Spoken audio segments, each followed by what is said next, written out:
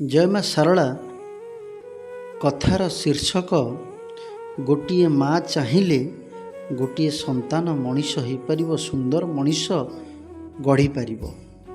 କାରଣ କ'ଣ ନା ଆପଣମାନେ ଜାଣିଥିବେ, ଏ ଯେଉଁ ଇଲେକ୍ଟ୍ରି ଆମେ ବ୍ୟବହାର କରୁଛେ, ଏ ଯେଉଁ କରେଣ୍ଟ ବିଦ୍ୟୁତ ଆମେ ବ୍ୟବହାର କରୁଛେ, ଏ ଯେଉଁ ଲାଇଟ୍ ଘରେ ଆମେ ଲଗେଇଛେ, ଆର ଉଦ୍ଭାବକ କିଏ ଥିଲେ? ଏ ଯେଉଁ ଲାଇଟ୍ ଉଦ୍ଭାବକ କିଏ ଥିଲେ? ସେ କେହି ନଥିଲେ, ସେ ଆମରି ଭଳି ଜଣେ ମା ଗର୍ଭରୁ ଜନ୍ମ ହୋଇଥିଲେ, ଯାହାଙ୍କର ନାମ ହେଉଛି ମାଥସ୍ ଆଲବର୍ଟ।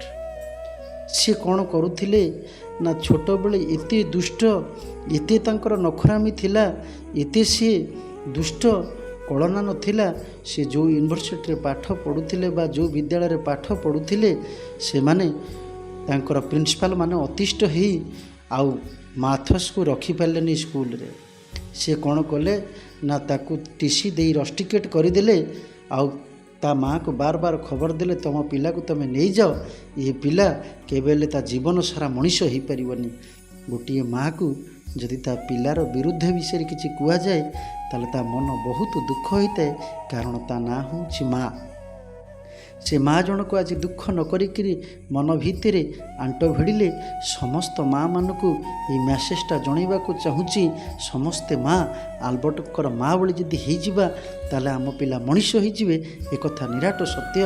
ମାଟି ଯେତେବେଳେ ଟିସି ଦେଖିଦେଲେ, ଆଲବର୍ଟ ପଚାରିଲେ, ମାଥସ୍ ପଚାରିଲେ, ମା ଇଏ କ'ଣ?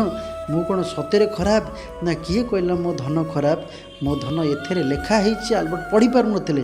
ଏଥିରେ ଲେଖା ହେଇଛି ଯେ ମାଥସ୍ଙ୍କ ପରି ସଂସାରରେ ପିଲା ନାହିଁ, ଆଉ ମାଥସ୍ ଆଲବର୍ଟ ଦିନେ ସଂସାରରେ ବିରାଟ ମଣିଷ ହେବ। ଏକଥା ତୁମର ସାର୍ ବା ଟିଚର ଲେଖିଛନ୍ତି ଏଥିରେ। ତୁ ଆଜିଠାରୁ କେଉଁ ସ୍କୁଲକୁ ଯିବୁନୁ, ତୋ ସ୍କୁଲ ହେଉଛି ଏଇ ଘର, ତୋ ଶିକ୍ଷକ ହେଉଛି ମୁଁ ତୋର ମା। ଏଇ ଘର ଭିତରେ ତୁ ପାଠ ପଢ଼ିବୁ। ଆଜି ମାଥସ୍ ଆଲବର୍ଟ ପାଠ ପଢ଼ି ଯେତେବେଳେ 25 ବର୍ଷ ବୟସରେ ପଦାର୍ପଣ କଲେ, ସେ ସେତେବେଳେ ବ୍ୟାଟେରୀ ଭିତରେ ମଧ୍ୟ ରିସର୍ଚ୍ଚ କରୁଥିଲେ, ଆଉ କମ୍ପ୍ୟୁଟର ମଧ୍ୟ ରିସର୍ଚ୍ଚ କଲେ। ଯେତେବେଳେ 25-26 ବର୍ଷ, ତାରି ଭିତରେ ସେଦିନ ଚିନ୍ତା କଲେ, ଏ ରାତିଟାକୁ କେମିତି ଆଲୋକ କରିଦିଅନ୍ତି, ପ୍ରକୃତ ମୋ ଘରଟାକୁ ଉଜାଲା କରିଦିଅନ୍ତି। ମୋ ମା ତ ଦେଖିପାରୁନି, ଗରିବ ପରିବାର ଦେଖିପାରୁନି।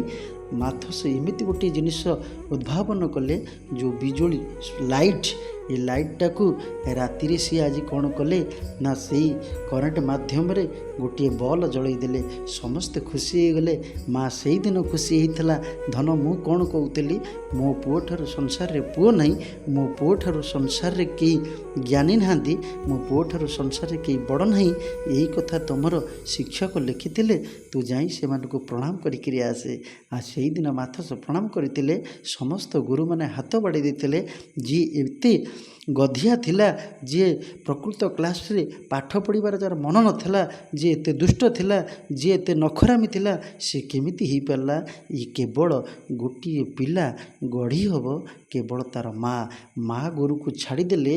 ଯେଉଁ ଗୁରୁ ସଂସାର ହେଉଛି ମା, ପ୍ରଥମ ଆଦ୍ୟ ଗୁରୁ, ସେଇ ଗୁରୁ ଯଦି ତା'ର ହାତର ପରଶଟା ପିଲା ମସ୍ତକରେ ବାର ବାର ଲାଗେ, ସେ ଯେମିତିଆ ପିଲା ହେଇଥିଲେ ମଧ୍ୟ ସିଏ ଜଣେ ସୁନ୍ଦର ମଣିଷ ହୁଏ। ଏକଥା ନିରାଟ ସତ୍ୟ। ମା ଠାରୁ ବଳି ଏ ସଂସାରରେ ବଡ଼ ଗୁରୁ କେହି ନାହାନ୍ତି। ଜୟ ମା ଶାରଳା।